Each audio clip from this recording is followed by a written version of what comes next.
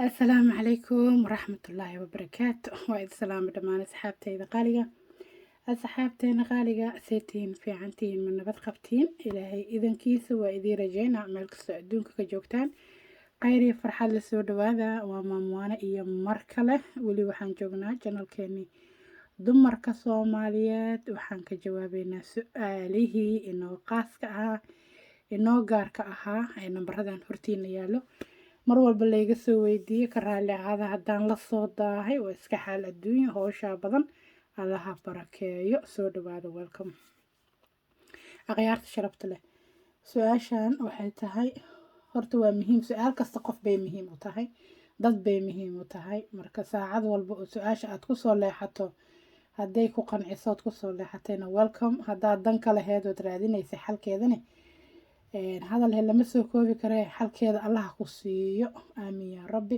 su-aal walba waxaan idin dhihi lahaa insha allah cindigiina la kaashada ilaahay la kaashada saa qoraalka ka aragteenba markaa su-aasha kusoo leexanayseen waa dadka isqaba oo xaaska ah markay kala aamusaan ama dadka nolosha wadaagaya markay kala aamusaan maxaa la yeeli maalin walba dad ay qabsataa qisadaas dad waxaa jira nolosha isla wadaagayo ee kala aamuso ee qofna qofka kale uuna ka roonaanin ee sidaa muddo dheer lagu kala maqnaado waa sheeko xanuun badan sheeko aad u xanuun badan qofkana way damaqdaa qofkaa nolosha la wadaagaysa oo aad kala aamusteen uu khilaaf intuu idinku kala dhacay qofna qofka kale uu ka roonaan waayey runtii waa khatar soo socota waaye khatar meesheeda leh waaye ama arrinkeeda leh waaye amuurta kheyr allaha nooga dhigo dhammaan horta arrinkan ma jiraa kala aamuska arrinkan kala aamuska waa jiraa dad badanaa kala aamuso ofcourse dad walaalaha kala aamuso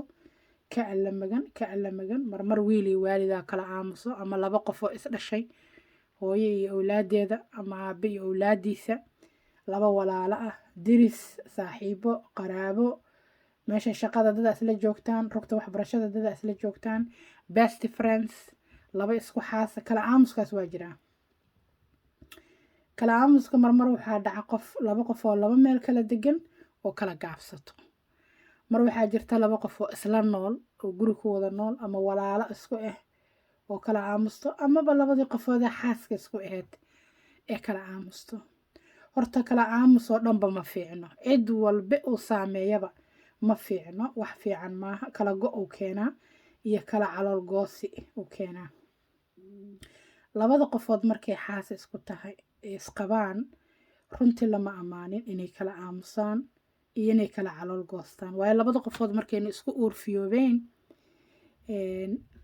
guurkooda ayaa wax noqon karo guurku markuu wax noqdana haddii labada qofood kala uur goostaan waxaa dhici kartaba labada qofood inay iska go-aansadaan noloshaan maba shaqaynaysaba ayagoo weli isjecel runtii qof walba qofka kale uu rabi lahaa inuu nolosha la qaybsado waxaa dhici karto inay kala tagaan marka kala aamusku kala go-ow keenaa ama kala guurow keenaa ama kala go-aan qaadashow keenaa waxalaala waxaa dhihi laheed oo kugu jira waa oodan dhihi karin dad markoodii horeba iska afgaabnaa oon hadal badnayn ama aanan wax badanba sii dayn karin oo hadala waa jiraan laakiin qof sheeko badnaa oo furfurnaa oo farxaan ahaa hal mar markuu kaa aamuso maxaad yeeli dadka qaar markay aamusaan waxaa sababay waa laga aamusay soo ayagana waa aamuseen soo adiguba haddaadan hadalkayga rabin anna hadalkaaga ma rabo waa meesha dadka qaarkoodna ay la aamusan yihiin i xaal mari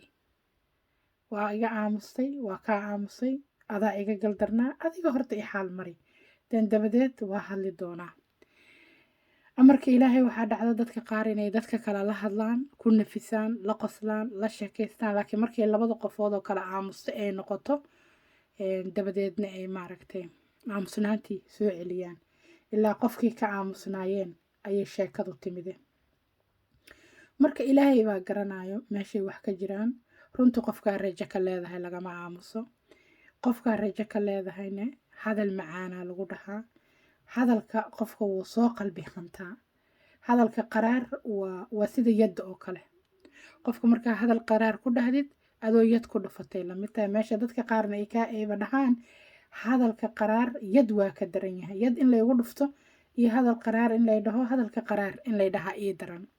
So hadal la-aantu dhibay leedahay oo qofku go-aan uu qaada karaa. adigoo awalba aamusnaa waa anoo xumaaya xuni qaniinay waaye.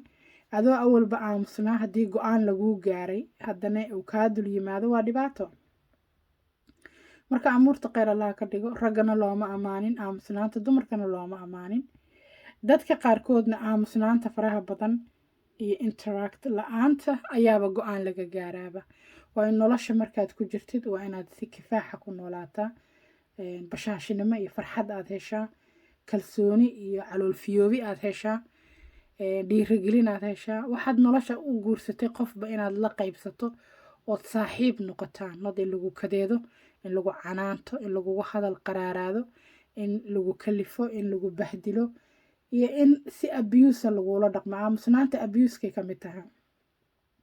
qof dhanood nolosha la qaadanaysid oo aan la joogaaga rabin ciil waayo, oo sheekadaada rabin ciil waayo, oo waxa uu ku leeyahay waxaasaa samaysay ama ay ku leedahay waxaasaa wanaag samaysayba aana jirin. nolol bilaa tahniyad ah oo bilaa xarakaada oo bilaa kalsooniya waa laga fiican yahay. waayo qofku waa inuu kuu og yahay wanaag, waa inuu kuu hayo jacayl, waa inuu ku dhihi karo I love you. qofaad intaa hoo bilood ka aamusan tahay ama intaa hoo sano ka aamusan tahay, qofku maku jecel yahay maku necab yahay horta bal xagee taagan tahay. soo kalsooni darro badan ayba keentaa kala aamusnaanta. yes markasta way jirtaa qof aamusan, laakiin ogoo aamusnaanta faraha badanna ma lagugu jeclaado. aamusnaanta faraha badanna waxay keeni kartaa riski haddii laysku dhaco xataa inaanaba la heshii karinbo. dadka qaar waxay sitaan dabeecad haddii la maago oo laysgalo waxoogaa khilaaf dhaco dib dambeba aanan heshiiso ogolaanaynin. okay dad isqabaa tihiin waa isku dhacdeen heshiisna ma ogolidiin. so means waa laysfuraa miya? qofka haddii laysku dhaco waaba la kala tegaa miya? dadka way isdagaalaan dabadeed heshiiyaan. maxaa ku dhacay cafiskii? maxaa ku dhacay iyo caloolfiyoobaantii? yaa yaqaano. marka dhanka dabeecadda markay noqoto, dabeecadda shahaado qof wata ma leh. qof shahaado dabeecad wanaag iyo dabeecad dabacsanaan iyo hadal macaan u wato shahaado ma jirto. hadalka macaan waa u bogtaa dan waad sii wadataa. dabeecadda macaan waa u bogtaa dan saasaad halkaasaad fadhiisataa. meesha dadka qaarkoodna ay aada nerfis u yihiin. xataa wax yar oo maaragtay interactive ma samayn kartid. dad kale haddaad la hadasho waaba lagaa caroonaaba. meel haddaad tiftira waa aadaa waa lagaa caroonaa. waa xukun caadiyaho meel soo fadhiyo. xaqa iyo xaquuq waa laysku leeyahay. in la kala amar qaato way fiican tahay, in lays aqbaar ogaado way fiican tahay. adduunkii wuu iska soo xumaaday maanta, meel walba lama mari karo, wax walba lama suubi karo. laakiin dabeecaddan adag oo dadku intay kala aamusaan dib dambe aan loo wada hadlaynin khatarteeday leedahay. dadyooga dhaho mar walbe qofka aan nolosha la wadaagayo wuu iga aamusan yahay, runtii khatarteeday leedahay. qofkaas wuxuu la aamusay ilaahay baa garanayo. waana fiicnaan lahayd in la kala garbaxo oo qofkaas wuxuu la aamusay aada ogaatiin ama la ogaan karaayo oo qofku dhaho waxa aan kaaga aamusay waa saas iyo saas. qofku marnaba hadduuna qiranaynin sababta oo u aamusay den waa tuhunku noolaa tahay. qofku inay asiga xaggiisa wax ka qaldan yihiin iyo dabeecaddiisa wax ka qaldan tahay oonan qofku ogolaynba hadalka macaan iyo kalsoonida iyo daashoodka iyo niyad samida iyo in wax laga haleeba lama kala yaqaano.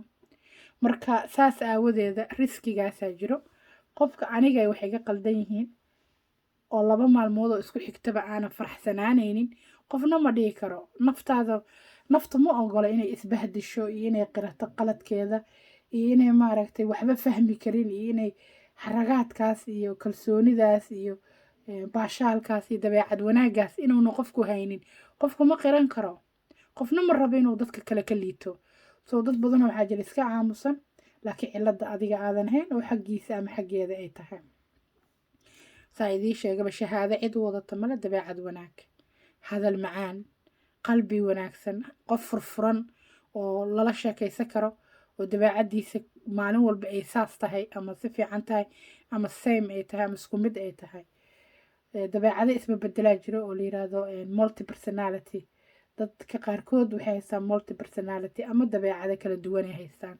maanta waa si birina waa si meesha dadka qaarkood ay nerfis iyo iska qaadaan ay sensitive yihiin marka dad badan oo laga aaminsan yahay dabcan waxaa dhici karto dhibaatada dhankaaga inaynan ahayn oo qofka nolosha aad la wadaagaysid oo asiga yahay ama iyadoo ay tahay sidoo kalena waxaa dhici karta labada qofoodba inay isku sii yihiin oo laba dabeecadoon iskeeni karin haddana itixaan amarka ilaahay calaf iskugu daray marka dad dabeecad macaan oo isku wanaagsan oo iswanaajiyo oo isku naxariisto oo isla farxo oo isku hadiyeeyo isku tahniyadeeyo hadduu ilaahay wax iskugu daro wanaagooda korkooday ka muuqataa sidii habbi u yihiin sax I love you ka dhacaysa iyo kheyraadkaas meesha dadka iska maaragtay cidu qancin karin dad badan waxaa jira cidu qancin karin ilaahay unbaa qancin karo dadkaasna ay rafaadku ka muuqda iyo gafurtaaga marka labada qofood markay kala aamusto maxaa la sameeyaa horta waxaa la yidhi haddaan la kala roonaanin roob ma da'o labada qofood waa inuu qof dhaqdhaqaaq lahaadaa oo qofka kale soo qalbi jiitaa oo yidhaahdaa maxaa dhacay maxaa kaa qaldan maxaan kaa hadlay aniga miyaa meel kale miyaa laga yaabo qofkaaga inuu gafuurka iska taaga oo meel shaqada laga maagay laga yaabo qofka aad nolosha la wadaagaysid ilaahay baa lehe inuu gafuurka iska taaga oo biilasha ku adkaadeen oo deyman lagu leeyahay inuu xanuun haayo oo xanuunkiina kula sheergarayn karin inuu guurka iyo mas-uuliyaddiisa culays u arkay hadalkaaga macaanaa qalbi diiri lahaa maaragtay hadallada adiga aad waxaa la yidhi hadalka macaan waa sadaqo haddoo kalea la ogaadaa qofka inuu hadalka macaan sadaqo u yahay in kale because markaa hadalkaaga macaan sadaqaysatid oo qofkii kale isfurfuro hadiyaddii uu dareemay sooma salaantii farxaannimadii qosolkii wejigii furnaa baarinimadii tahniyaddii waxaasoo dhan oo qofku dareemaa sax marka yaas dadku waa kala aamusaan qofku markuu kaa aamusana maxaa la sameeyaa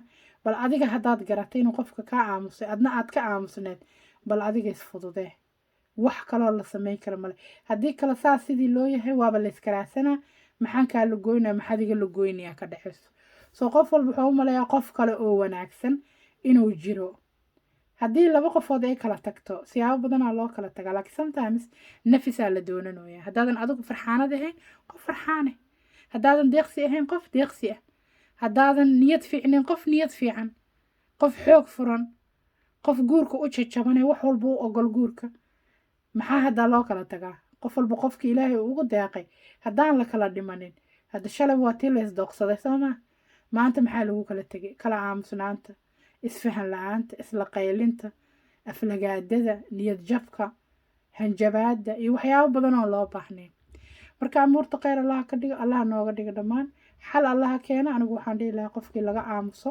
adiguna ha aamusin hala kala roonaado bal adiga ha lagugu baxsado hayahe waa inoo dhiirigelinta kale hadduu ilaaha yidhaahdo soo dhawaada welcome assalaamu calaykum waraxmatullaahi wabarakaatu